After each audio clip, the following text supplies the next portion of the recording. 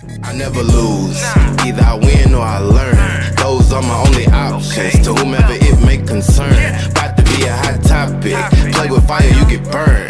Ain't nobody give me nothing, whatever I got, better I earn. I never lose, but I learn. I either win or I learn. Those are my only options, to whomever. Hey, welcome back to another episode of the Strong AF podcast. I'm your host, Ashley. I'm Yuri. And we're so excited to be back with you today talking about our favorite subject, which is our transition to vegan.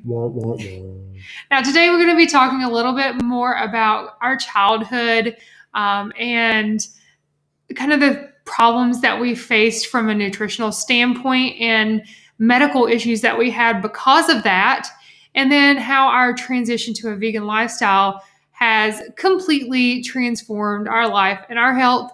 And also, it just made us so much stronger for doing so. The struggle was real. So we're really excited to jump in today and get started and just really inspire and motivate you, because if we can do it, you can do it. Damn right. All right, guys, be sure that you go in and subscribe to our podcast and leave a review. And the reason why this is so important is because we're going to be taking all your reviews once you submit those to us, and we will be drawing out for a free coaching call. Now, to do this, make sure that on iTunes or wherever you're listening, that you're going in, you're leaving a review, and take a screenshot of that review before you send it, just in case it kind of goes off and you can't find it. And then send that to us in a DM on Instagram. Vegan Strong and Fit. Yes, at Vegan Strong and Fit. And we will be going through those and looking for ones that are just like truly inspiring to win a free coaching call. So make sure that you're going in there and leaving that review. Thanks. All right, so let's talk about everything that we've gone through in our journey. And I feel like this goes way, way back, especially for me. So let's just take a minute here and dive in. My journey started when I was probably 6-7 years old. And my grandma was like constantly on this weight loss journey. And so was my mom. It was everywhere around me, right? And this was also when Weight Watchers was absolutely huge. And they had those in-person meetings. And so every time my grandma would go on a diet and do Weight Watchers, she put me on one with her. Again, I was like 7-8 years old maybe. And this was back when they had those little slide cards where you figure out how many points things were by sliding it. So old school. And I think that because I was constantly on a diet, I felt like I was overweight. I felt like I wasn't good enough. I felt like I wasn't strong enough. And because of that kind of perception really stuck with me to the point where I let myself get out of control. And I kind of played that victim card because of that for so long, until it just took me a while to realize like how to change that, you know? Till you met me. Yeah, until I met you. I had tried before. So that really started my journey. And then as I got older, into late elementary school, I started having a lot of stomach issues. I was sick constantly. I would wake up with like morning sickness, almost like a pregnancy type morning sickness. I was so nauseous, like I didn't want to get out of bed. It was awful. And my mom took me to the doctor constantly. I swear I was probably there every week. And they couldn't figure out what was wrong with me. The doctor actually told my mom that he needed to take me to a psychologist because it was all in my head. So, first I'm thinking that I'm fat, I'm overweight as a 7-8-year-old. And now you're crazy. And now I'm crazy.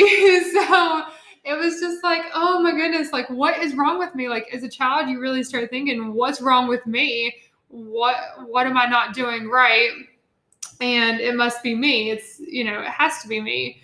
So they would put me on all these crazy different things, and nothing was ever determined as a solution. My mom kept trying different doctors because obviously she wasn't going to listen to that. But nothing ever got better. I was still constantly sick. And then one day in middle school, we were on my way to school. My mom was dropping me off, and we got T-boned on my side of the car.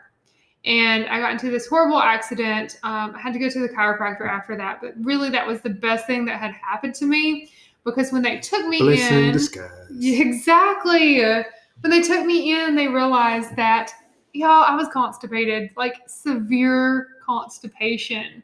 I'm talking, the x-ray showed it all the way up to my chest. Boo-boo up to her chest. It was awful.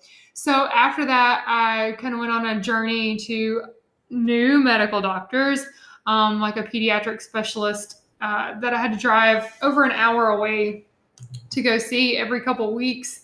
And they would just give me all this medicine, like jugs and jugs of stuff to flush me out, different pills. That sounds disgusting. It was disgusting. Like, I puked several times just drinking it. It was so nasty. And nothing ever helped either. That was the problem. I even ended up in the emergency room, and then having to be admitted because I felt like my entire body was on fire. Like, I felt like someone had just lit me up in flames and I was burning. You could touch my leg and I would scream in pain. And it turned out that it was the toxins from all of the feces in my body being emitted into my body and my bloodstream. And this was causing me to have all of this severe body pain because I was just so severely constipated. So they ended up having to run a tube down my throat and flush me out. And it was just the nastiest thing in the world. That shit really hurt. It did.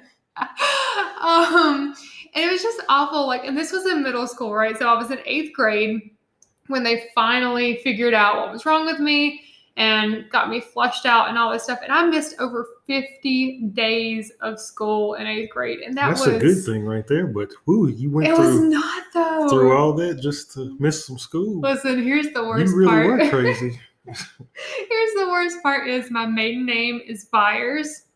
Of course, being sick for that long, all the kids call me Virus. It was wonderful. Kids are just joyous. Little bastards.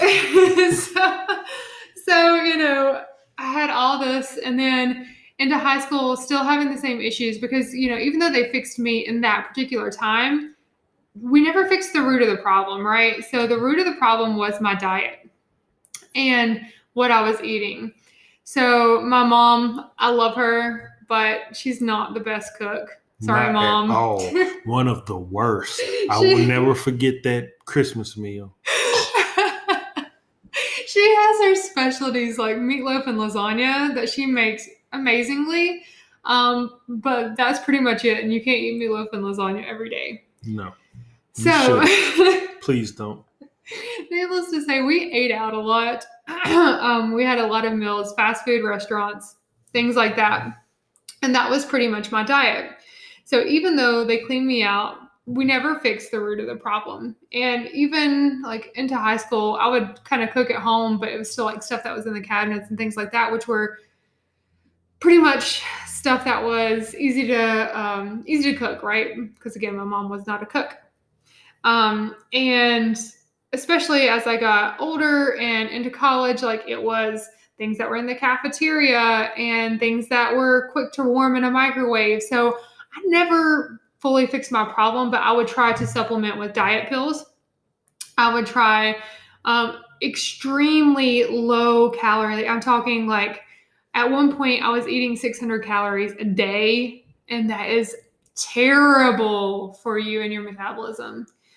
I tried keto. Yuri and I tried that together when that was like the big fad. No, ketosis is a motherfucker. Yes. And anyone with constipation issues, that's really going to make it worse. So please don't. So, I spent 30 years of my life just chronically constipated because of the foods that I was ingesting. But I had no idea that was why. Every time I went to the doctor, they just told me, hey, you have chronic constipation, and that was it. And so I just kind of thought that that was my journey, that was my life, and that's what I had to deal with, and I just had to find a way to suck it up and move on. But it's not. And I'm not the only one that's had medical issues. Yuri has definitely had medical issues of his own. So, my journey was compared to most people. Well, let's compare it.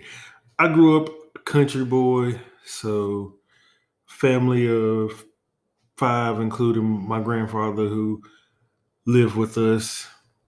We raised pigs, so we ate a lot of pork. You name it, we ate it. We loved to eat that slave food. I mean, soul food. The whatever, the whole pig, the feet, the chitlins. We ate it all. Especially growing up in my household, where mama saying was, you'll eat it before it eats you. So whatever she made, we ate. We didn't really have too much fast food because it was, at that time, it was, well, still is, it's cheaper to eat at home than it is to go to fast food restaurants. And then, especially with that many people. Yeah. And then elementary schools just pretty much eat whatever they got. A lot of pizza, a lot of chicken nuggets. And that school pizza was good. I don't know why. Like, it was probably the nastiest thing in the world now if we went back and ate it. But, like, back in the day, that was good. It may have been good where you was. Not at mine. No. You may have had the actual slices where we had the big square with you had that, like, sheet pan pizza. Yeah, that wasn't that good. No, we had pizza slices. And then, see, high school, I've always pretty much been overweight because I remember being in husky pants and stuff like that. And then in high school, where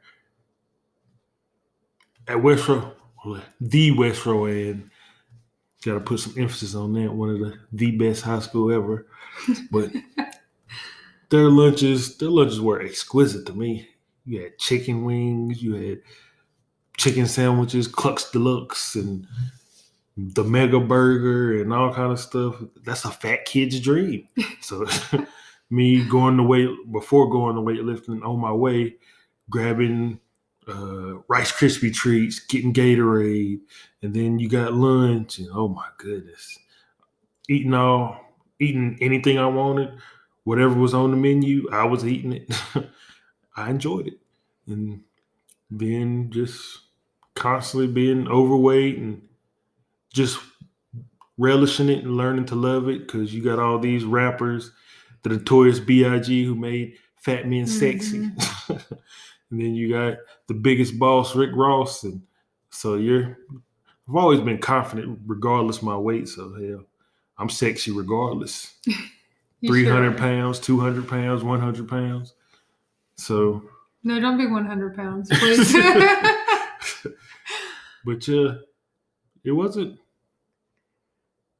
was typical, normal, just eat whatever, however much I want.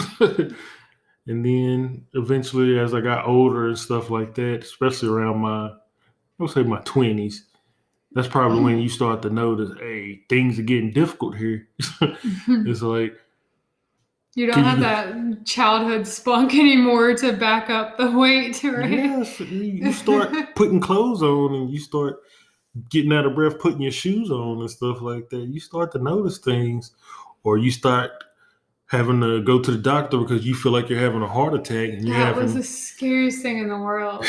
And you're having palpitations, and you're like, okay, this is not normal for me to feel like my heart is pounding, like, and I'm doing nothing. I'm just trying to go to sleep or something like that. Having to see your 24-year-old husband hooked up to an EKG machine is absolutely terrifying.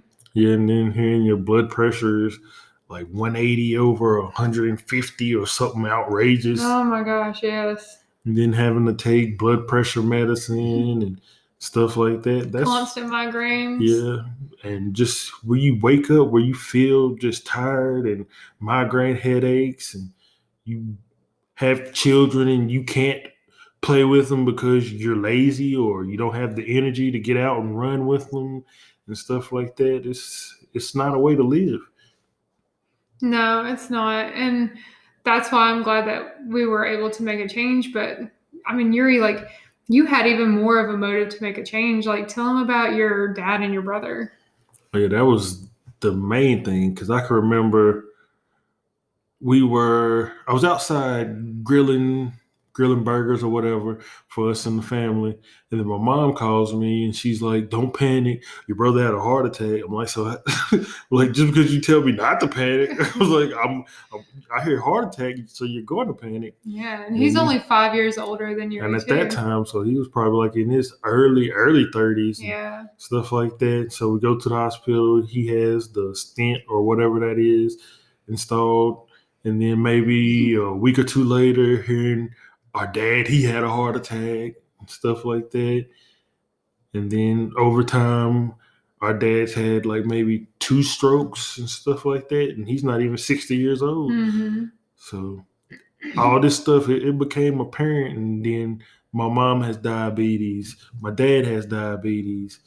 And all these health concerns, these major issues where you're thinking, I know me as being a kid, you hear people have this, so I guess in your mind, it's like, okay, that's going to be me too. Not thinking there's something I can do to change it. But we definitely decided we didn't want to head down the same path that they were in. So we needed to make a change. Exactly. And also teach our kids to make a change too, because obviously, you know, like they say, the recipes are inherited, right? So just because your dad and your brother had a heart attack doesn't mean that you're going to have a heart attack. It doesn't make that genetic. But what's genetic, what's being handed down is those same recipes and those same eating habits. And so that's what we wanted to change, so that we don't have to give those scares to our boys, and we don't have to worry about them having those same health issues either. You just get tired of feeling bad, just tired of not having any energy to do anything, just feeling depressed and just down and just living your life constantly the same way, just miserable. It fucking sucks. It does. It does. It really does. And it's like, you know that you're meant to do more, and you know that you want to do more. You just don't know how to do it. And you don't know where to get started, because there's so much freaking information all over Google. I mean, you can look for how to lose weight and it'll tell you the most ridiculous things to lose 30 pounds in 5 days. And it's like, oh my gosh, that's not okay. Like, if you do lose that much weight, that's not okay. There's something wrong.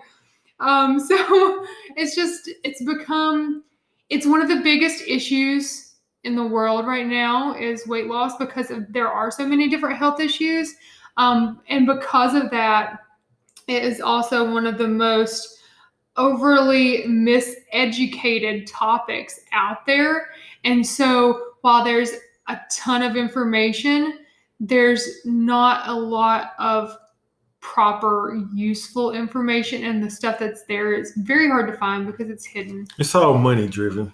Whatever, a lot of these companies just want to make a buck. Mm-hmm. Exactly. And they know that if they give you these diet pills and they do these weight loss surgeries and they do this and they do that, that's medically driven, from reoccurring revenue from pills and things like that. They're going to continue to get your money, and they're going to continue to make a profit, because you're going to see results. Yeah, because it's going to put you into a calorie deficit, because it's going to suppress your appetite, but it's not healthy for you. It's not sustainable. And then when you're not on that product anymore, guess what's going to happen? You're going to gain the weight back, and then studies have shown more. Exactly. So it's just learning how to do things the proper way. And that's what we had to do for ourselves, is to educate ourselves and learn exactly how to grow and get stronger in our mental state and physical state, so that we could change our lifestyle. So eventually we decided enough was enough.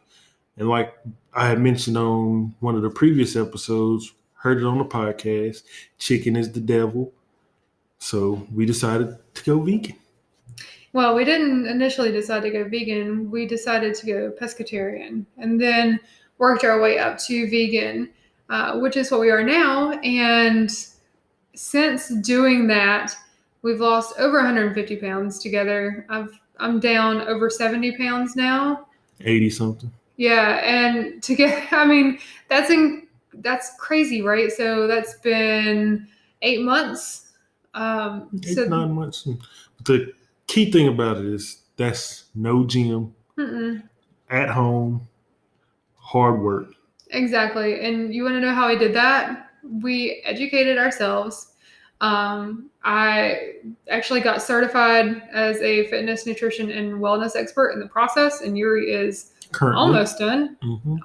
Almost at the finish line. Yeah. By the time this airs, it might actually be at the finish line, right? Possibly. So, like we've done the work to learn and educate ourselves on how the body works and how to nourish the body. Yes, and what harm and how foods make you feel. And whatever you put in your body, you are what you eat. Exactly. And it's just crazy at the changes. So I no longer have constipation issues, which is huge for me. I would say within a month, I was not having, even less than a month, I was not having those issues anymore. I felt lighter. I wasn't bloated constantly. Being a woman, right? So you're still going to have those times of the month, and it's going to be uncomfortable at times, but it's nowhere near as severe as what it used to be. And no more constipation. I don't have to worry about any of that. Like, it's just so freeing. You just feel so much lighter, have so much more energy. The rewards are amazing. Yeah. It's like the mental clarity. It's like all of a sudden you just wake up full of energy. Just let's go. Let's do something. I'm pumped. I'm excited. Well, it's not, okay, so it's not necessarily all of a sudden, like the first, I'd say, week, you're going to feel like shit. When you're coming off the animal products and your body's so used to that. Suffering from withdrawal. Yes. Your body is just craving, like, where's this animal flesh? Where's this all this stuff that I'm used to eating? And especially if you're going off of processed food and sugar all at the same time, like it's just going to be a lot. So it's, you can go off of it either way. You're still going to most likely have those withdrawal symptoms. But it's like, I think mine was about 4 days later, and all of a sudden I just woke up and I was like, oh my gosh, I have so much energy. I feel amazing. And it was something that it wasn't even like I feel back to my old self, because I had never felt that way. So I just was like, oh my gosh, this is how I'm supposed to feel, right? I'm not supposed to wake up and my eyes are going to be saggy and burning and tired. And like, I'm not supposed to wake up feeling that way. I'm supposed to wake up feeling refreshed, and that's how I feel. Yeah, because it was amazing for me. Because I'm used to going to work, no matter if I got 8 hours of sleep, 5 hours of sleep, just get there 6 a.m, just feeling, oh, I'm so sleepy, I'm tired. But now I get there, hell, I could have just 4 hours of sleep, and I'm still, let's go, let's get it done. Full of energy. And even better than that, you're off the blood pressure medicine now. You haven't had to worry about that. Your numbers have been good. I don't get out of breath walking upstairs. Or putting your shoes on anymore. I can put my shoes on and have a conversation. For the first time ever this year, Yuri has run 2 5Ks now. I run a 5K every morning. Well, I'm talking like officially. Like, we have our neighborhood 5Ks, so we participated in those. But yeah. Yeah, that right there in itself, becoming a runner. I was barely a walker. And now I jog and run in the morning consistently, and I actually enjoy it. It's very freeing. Yeah. When Yuri and I started dating, I was working out with a friend of mine from work, and he started coming to join along. And like by the time I get home, he'd be like really sore and everything like that. And then we would stop and buy like this foot-long sub from Subway, which was not the thing to do after we worked out. But, we were young. Processed foods. So, it was, but just to see the transformation for him, like we would walk around his neighborhood and his back would be killing him. So, I mean, to see him out there running a 5K, it's amazing. I'm so proud of you. You should pat yourself on the back. That's awesome. So just the change that it's made in our life. And not only that, but it's like not having to say that I can't have this. So we're not saying I can't have animal products, right? It's I don't want them because of the knowledge that I now have, and I know what it does to my body, what it does to the environment, and the animals. And I mean, guys, like I hate to say this, like we weren't that animal-driven vegan. We were definitely the health-driven vegans. My life was in jeopardy. Yeah, exactly. So I guess it was selfish in a way, but at the same time, the impact that it's having on the world is not selfish, and I think that after watching all the documentaries and educating ourselves on that and different things like Cowspiracy and Vegucated and all of these other documentaries about plant-based eating, it became clear to us that this is what we had to do, not only for our health, which was our initial reason for doing this, but also because of the effects on the environment and how it's going to help further generations after we're gone. We want our kids to actually have a future. Yes, and their grandkids. Like, we want to continue this world and make it a great world to live in.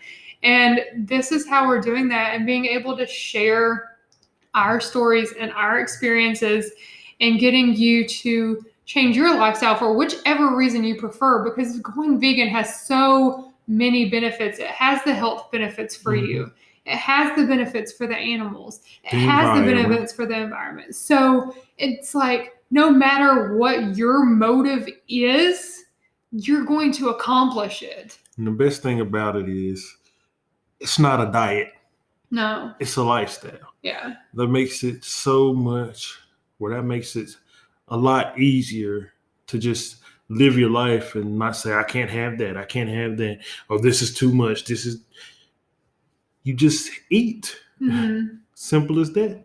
And really, it's made us so much more creative in the kitchen too, Yes, because you realize that when you're plant-based, that it's all about the herbs and spices and stuff like that.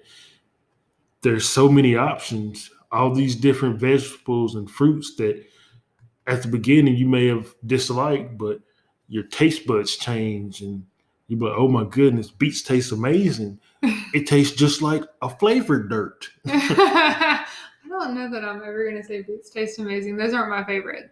But, your taste buds to me, to eat and drink beets. Oh, yeah.